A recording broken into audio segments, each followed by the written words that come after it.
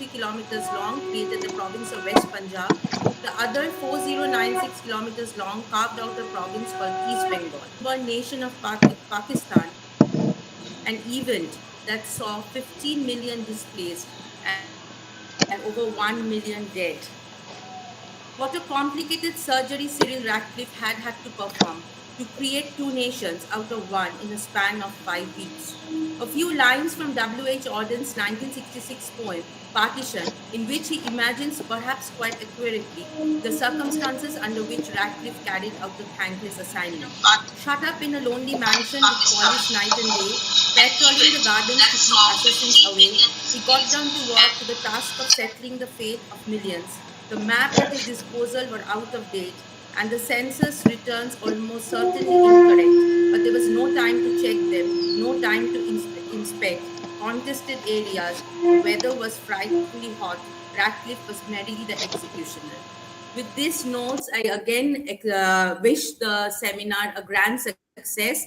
And once again, a warm welcome to Shubhendu Bhatok for addressing the students from this rural college. Thank you.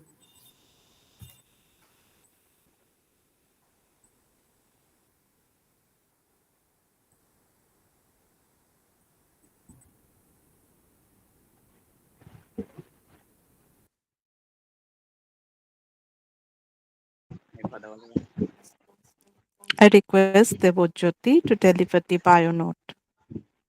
Please, Devojyoti. Yes. Thank you, sir, and thank you, madam.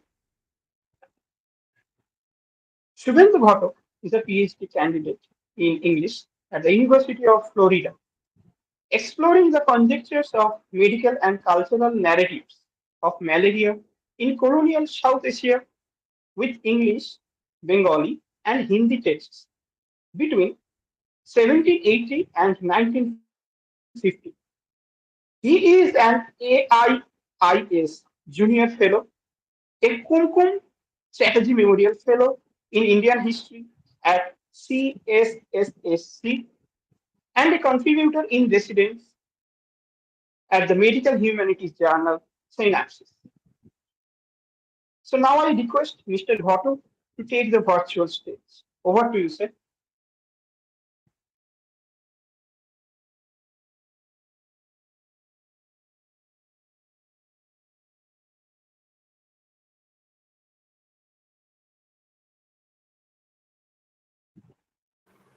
Shubhendu Can't sir, hear you.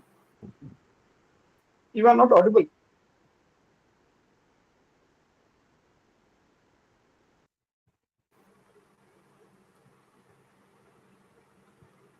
The audio icon seems to be on, but we still can't hear you. Not even now. No. Maybe the sound on the right side is, I mean, it is the stereo. The stereo is maybe. No, we can't hear you.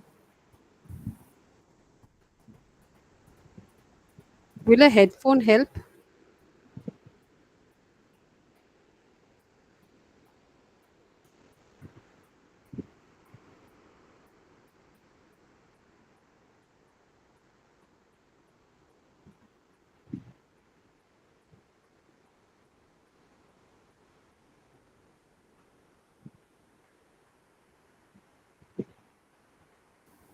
Anupama, could he log out and then again log in? I don't know. I think he's trying something. Let's wait for a bit.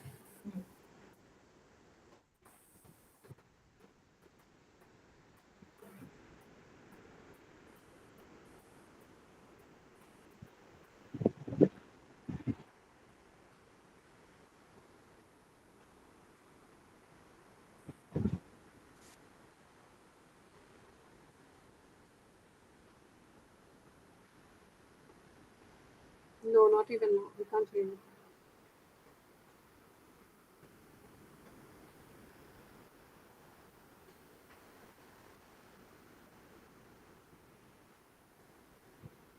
Shubhendu sir, you can leave and join again.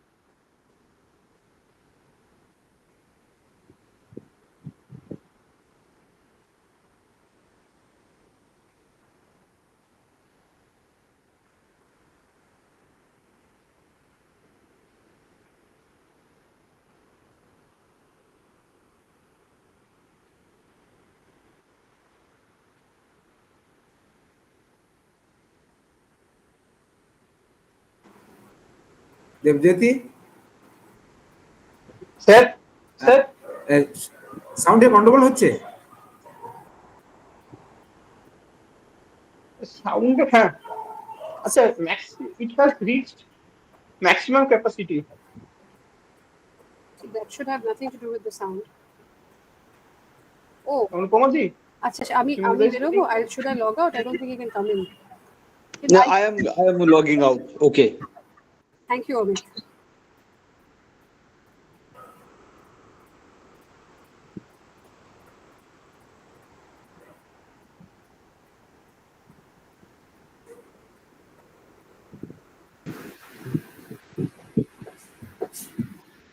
No, Hello.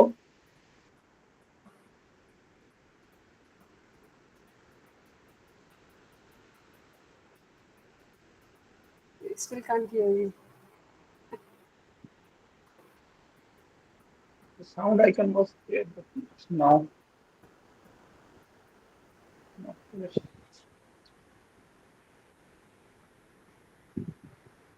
Hey, will you please tell him whether his microphone is at on? I mean, the অনেক সময় এটা নিচে মানে of করা থাকতে পারে।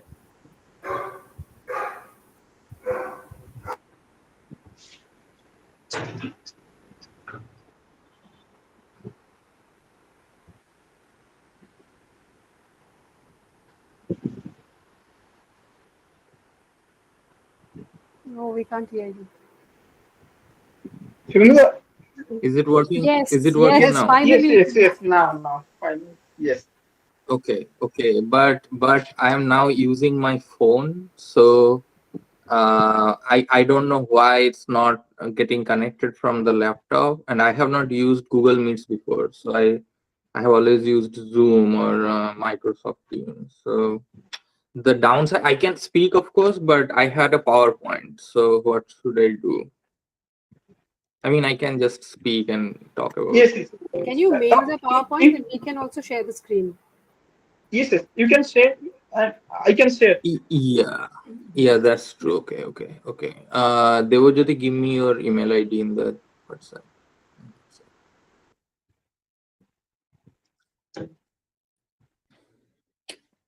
Maybe I can send it.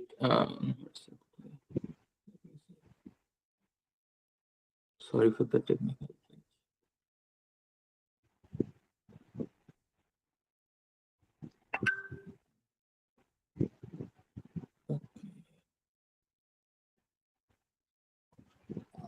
Devojyoti, I just sent you the PPT. Can you access it, or should I email it to you? Yes, yes, yes. No, no.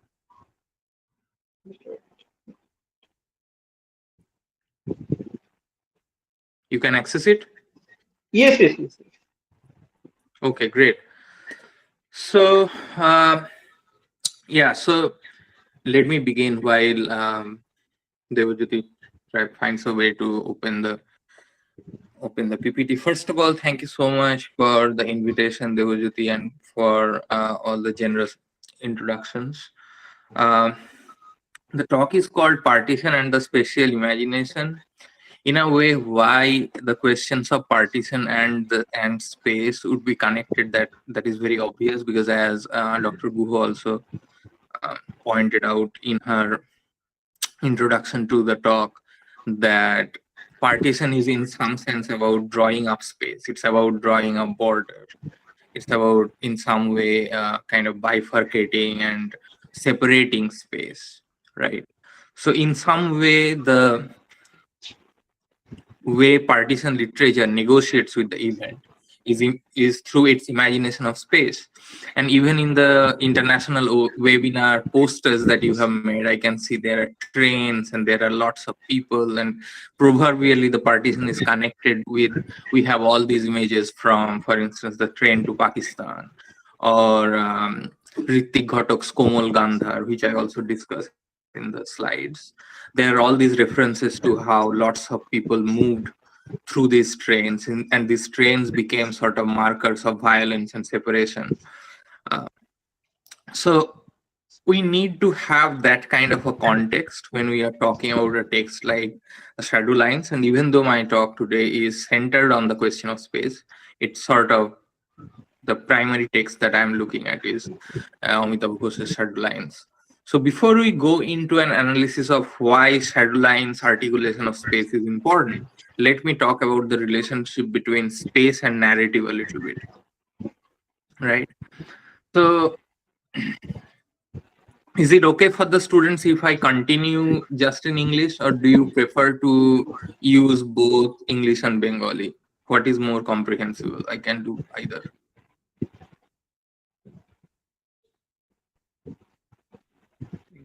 Is it preferable for the students if I use both Bengali and English, or do you prefer me to speak in English only? Yes, sir, no problem. Okay, great. So, Devajyoti, the second slide, please. Yeah, thank you. So, as you can see, I have put up two quotes from Michel Foucault, who is a great historian, and kind of he's primarily read as a literary theorist now, especially in India, but his primary work is in history, of course. Post-Enlightenment history of France in particular and Europe in general. He has this essay called Of Other Spaces, Utopias and Heterotopias. And in general, he has also written about space a lot in the order of things and in other books as well. So he kind of emphasizes the fundamental relationship between space and relation, right? So for instance, imagine someone like me, as Devajyoti knows, I studied in a rural school. I studied in Bengali medium, and then I came to Narendrapur Ramakrishna Mission, where I studied. I went to Jadavpur University and so on. I taught for a while at Narendrapur. I worked in a college in Purulia under College Service Commission. So all these different spaces had their own kinds of relations. So my life also changed according to where I am situated and the wave of relations of which I am a part, right? So in the same way, like a space which is partitioned or a space which unfolds after the partition, all these spaces have their inner kind of relational dynamics. And I quote, "The space in which we live, which draws us out of ourselves, in which the erosion of our lives, our time, and our history occurs, the space that claws and gnaws at us, is also in itself a heterogeneous space. In other words, we do not live in a kind of void." This part is very important. "Inside of which we could place individuals and things. We live inside a set of relations that delineate sites that are irreducible to one another and absolutely not superimposable on one another," unquote. So we don't live in a void. It's not as if the space is inert, as if there is just this land marked by some rivers and trees, which are also not inert entities, but nevertheless, the space is fundamentally made by how we perceive them, how we establish them in terms of our relations, right? So that is one part that we need to remember. So when the partition happened, it was literally a kind of spatial divide. Partition literally one of the most important marker of partition is the border, right? Which is literally full of kind of militaries, people protecting territories. So there is a marker of clear separation. And that separation establishes a set of relations. So for instance, spaces which were absolutely proximate to each other, and even the way the line was drawn during the partition, there are often houses which fall into two sides of the border. So that relation fundamentally changed after the partition, because now they are part of two different spatial entities, and they are, which previously they were part of the same entity. But there are also all sorts of negotiations, like how people trade. There are commodities which are transferred. There are legal and illegal migrations happening across the border. All of them establish the space in some way as well. And then there comes literature and kind of the question of imagination, which also reiterates these spaces in specific ways. So that is one part you will remember. The other part I am taking from Homi Bhabha's The Location of Culture, his idea of the third space, which is more of a representational space and more important for literary analysis, What is the third space? It's an interstitial space, which means in between space, between colliding and interacting cultures, and in between space, which I quote, which gives rise to something different, something new and unrecognizable, a new area of negotiation of meaning and representation, unquote.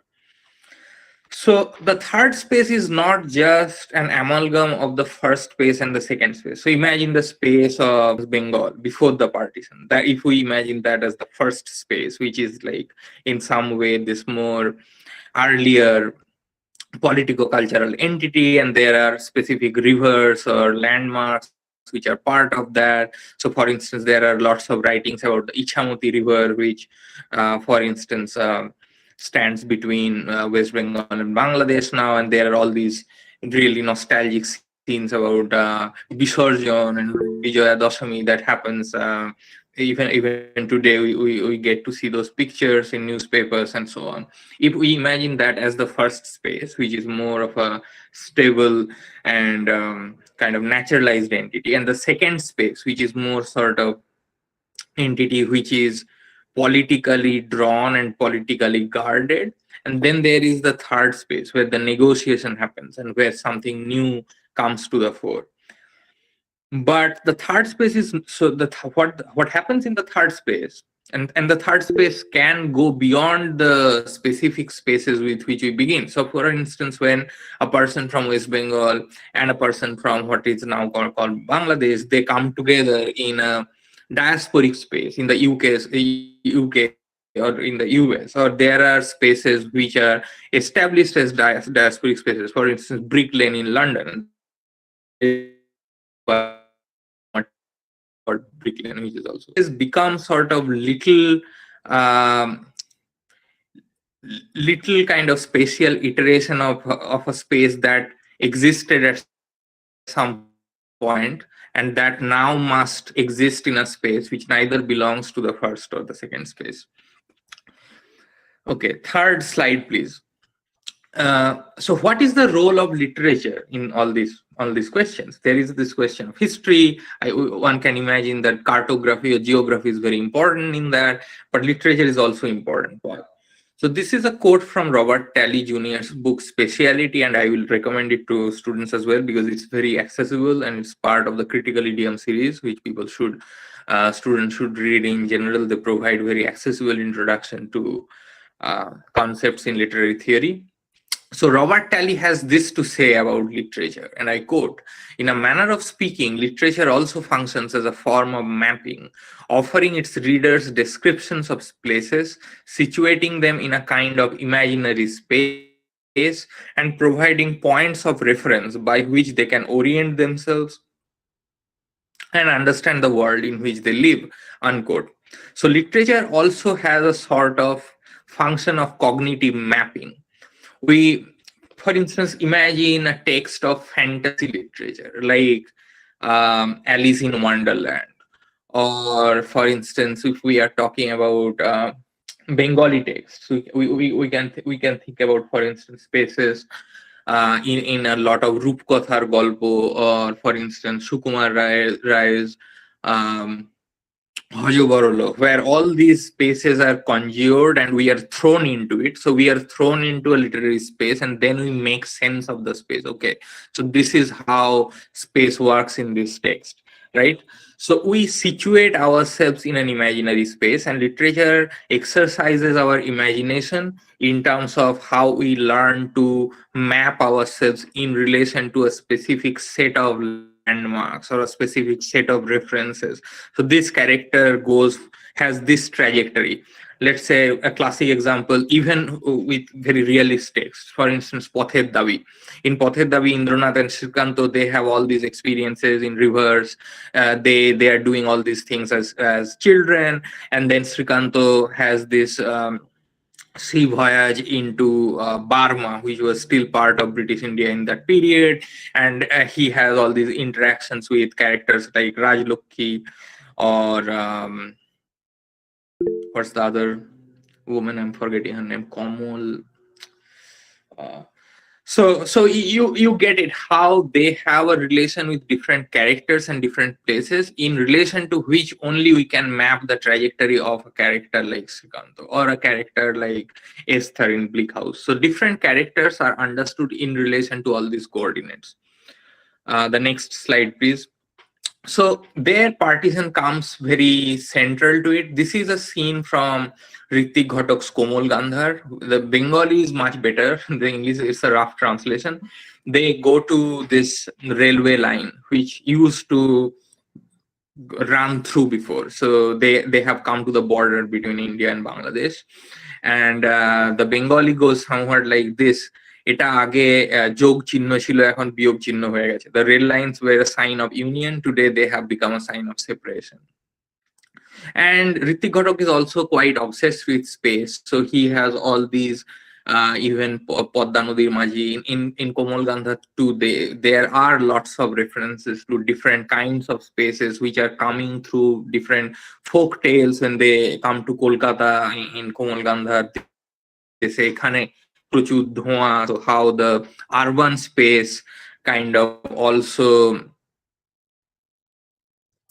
reorients people's lived realities. So when refugees came from Eastern Bengal into Kolkata, and they used to live in much more rural areas, and how they negotiated with Kolkata as a space, that also becomes central to a lot of literary writings, right? So how partition creates all these separations and these new possibilities of connection.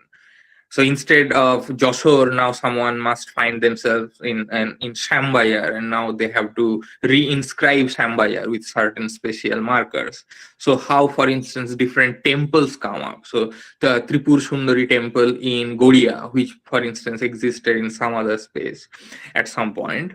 Now that space, all that, now when that is established in Goria, that is also reorienting the spatial imaginary of Goria in specific ways.